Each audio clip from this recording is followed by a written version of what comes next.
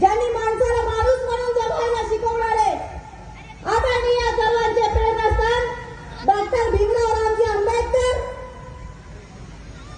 महिलांचे आदर्शस्थान सावित्रीबाई फुले, महात्मा फुले, अण्णाभाऊ साठे या सर्वांना विनम्र अभिवादन करून मी माझ्या प्रास्ताविकेस सुरुवात करते.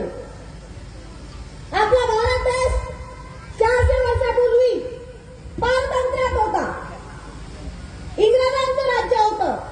पण आपल्या या भारत देशामध्ये आपल्या प्रभू श्री रामचंद्र यांच्या आज अयोध्येमध्ये आगमन झालेलं आहे.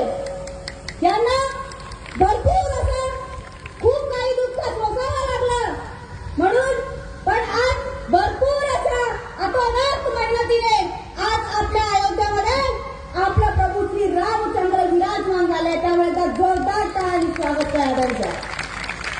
आज आपल्या बिलोली शहरामध्ये भव्य दिव्य अशी शोभायात्रा काढण्यात आलेली आहे. आज राम जन्मोत्सव आपल्या बिलोलीमध्ये दिसून येत आहे. आज भरपूर प्रमाणात असे हिंदू बांधव आज आपल्या बिलोली शहरामध्ये आलेले आहेत. माझ्या माता भगिनींना, माझ्या युवकांना, आज आपल्या बिलोलीमध्ये आपले सगळ्यांचे महिलांचे आदर्श स्थान असलेले आदरणीय परमपूज्य सरस्वती साध्वीजी यांचं सुद्धा आज आगमन झालेलं आहे. साध्वीजी, मैं आपको एक बात कहना चाहती हूँ. ये मेरा बिलोली गांव, ये मेरा बिलोली शहर एक संतों की भूमि है. ये शहरों में ये वीर रणअंगनों की भूमि है. इस भूमि में आज हम देखते हैं बहुत सारे अध्यात्म से पले बड़े, हम इस संस्कारों से पले बड़े, हमें युवक वर्ग, ये महिला वर्ग आज यहाँ पे उपस्थित है. साध्वी जी, आज यहाँ पे अध्यात्म के अवसर पर बहुत सारे महिला, बहुत सारे युवा यहाँ पर है. श्री स्वामी समर्थ आदरणीय नरेंद्र जी महाराज और अनेक ऐसे साधु संतों के आज अनेक ऐसे देवताओं के अध्यात्म से पले बड़े हम है. फुले साहू अम्बेडकर, इनके विचारों के ऊपर हम चलने वाले लोग हैं. आदरणीय साध्वी जी, आपका इस बिलोली शहर में ये माता दुर्गा की रणभूमि में, माता दुर्गा की पावन भूमि में मैं आपका तहे दिल से स्वागत करती हूँ. आप स्वीकार करिए. आदरणीय माझ्या माता भगिनींनो, आज आपण इथं आलेले आहोत. का आलेले आहोत? आपला हा सनातन हिंदू धर्म हा आज एकवटलेला नाहीये. आपल्याला गरज आहे एकत्र येण्याची, आपल्याला गरज आहे एकवटून राहण्याची. आज मुली आहेत, मुलं बाळ आहेत, महिला आहेत. आज या महिला सुरक्षित आहेत का हे आपण पहिलं बघितलं पाहिजे. आपल्याला माहित आहे आज विनाभंग होत आहे महिलांचं. आज कुठली मुलगी बाहेर नीट जाऊ शकत नाही. का जाऊ शकत नाही?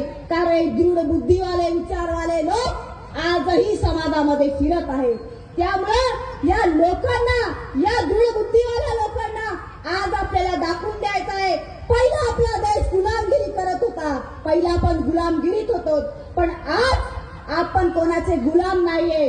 आपल्याला रक्षण आपलाच करावं लागणार आहे. आपल्याला स्वर्गातून कोणी सावरकर येणार नाही, आपल्याला स्वर्गातून छत्रपती शिवाजी महाराज येणार नाहीत, आपल्याला स्वर्गातून छत्रपती संभाजी महाराज येणार नाहीत. आपल्याला आपलं रक्षण आपल्यालाच करावं लागतं. कारण छावा म्हणून संभाजी म्हणून आपल्याला जगावं लागणार आहे. आपल्याला कोणी वाचवायला येणार नाही. त्यासाठी माझ्या माता भगिनींनो, मुलींनो, आपल्याला एक असं बनायचं आहे की कोणी जर आपल्यावर वाईट नजरेनं बघलं तर त्याच्या डोळ्याचा रुखा टाकायची आपली हिंमत असली पाहिजे. माझ्या माता भगिनींनो, एक विनंती आहे. आपल्या मुली शिकतात, आपल्या मुली शाळेत जातात, आपल्या मुली गावाच्या बाहेर शिकतात, आपल्या मुली नोकरी करतात, आपल्या मुली जॉब करतात, आपल्या मुली सगळीकडे वेगळ्या वेगळ्या देशामध्ये आपल्या वेगळ्या वेगळ्या पदावर विराजमान आहेत. पण माझ्या भगिनींनो, आपल्या मुलीला चांगलं शिक्षण द्या. आपण शिकू शकलो नाही, पण आपली मुलगी शिकली पाहिजे. आपल्या मुलीला बार्बी डॉल बनवण्यापेक्षा झाशीच्या राणीचे धडे द्या, झाशीच्या राणीची शिकवण द्या. बघा कशी मुलगी आपली अंतराळामध्ये गेलेली आहे. 9 महिने आपण स्त्री भ्रूण हत्या आपण बघितली आहात.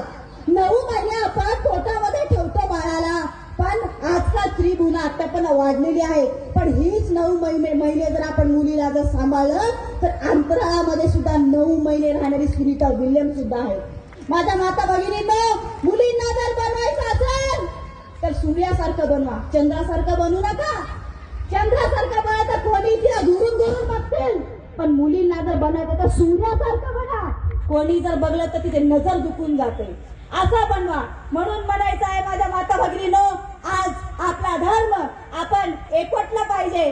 आज आपण बघतो आहोत आपल्या मुली वेगळ्या वेगळ्या ह्याच्यानं लव जिहादने वेगळ्या वेगळ्या प्रकारच्या ह्याच्यामध्ये आपली मुली आज अडकत आहेत. का अडकत? आपण त्यांना संस्कार देत नाहीयेत तर आपण कुठं कमी पडतो आहोत.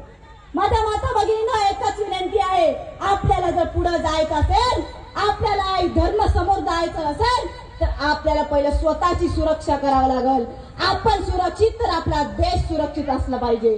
माझ्या माता भगिनींना, माझ्या पुरुष मंडळींना मला सांगायचं आहे, आपल्या मुलाबाळांना चांगले संस्कार द्या. कारण म्हणतात ना, मुलगी जन्माला येणार म्हणजे शाप नाही, पण ज्याला मुलगी कळाली त्याचा इतका सुंदर बाप नाही. म्हणून माझ्या पुरुष मंडळी, माझ्या वडीलधाऱ्या माणसांना पण सांगायचं आहे की आपल्या मुलींना, आपल्या लेकी बाळांना असं शिकवण द्या की तिला जर कोणी वाईट नजरेने जर बघलं तर त्याची नजर काढून टाकायची पण हिंमत आपल्या मुलीमध्ये असलं पाहिजे. तिच्या रक्षणासाठी तुमची पण गरज नाही, तिला स्वतः धडे शिकवा चांगले, तिला आपोआप आपलं संरक्षण पण करेल. अपन बघतो आहोत, साध्वी जी, हमारा बिलोली शहर बहुत अच्छे संस्कारों से पला बड़ा है.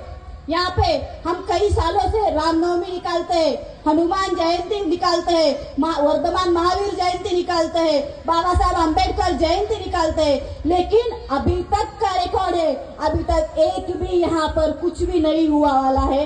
एक भी ऐसा कुछ व्हाइट बोलते उसको क्या, एक भी वहाँ पे थोड़ा भी यहाँ पे कम का ऐसा यहाँ पे लगा नहीं है. इसलिए मुझे विनती है कि आप ही यहाँ पे हमारे बिलोली वासियों के सभी महिला वर्ग, पुरुष वर्ग और सनातन धर्म के पूरा पुरुष वर्ग को आपने अच्छा ज्ञानों से, एक अच्छा प्रकारों से आप इनको संबोधित किया जाए. इसीलिए मैं आपको एक विनती करना चाहती हूँ कि आप ही हमारे महिला वर्ग, पुरुष वर्ग को एक अच्छा ज्ञान दीजिए, क्योंकि आगे बढ़कर एक समाज में एक अच्छा इंसान बनने की उनकी ताकत होनी चाहिए. एवढंच बोलते, इथं बोलून मी इथंच थांबते. जय हिंद, जय श्रीराम, जय महाराष्ट्र.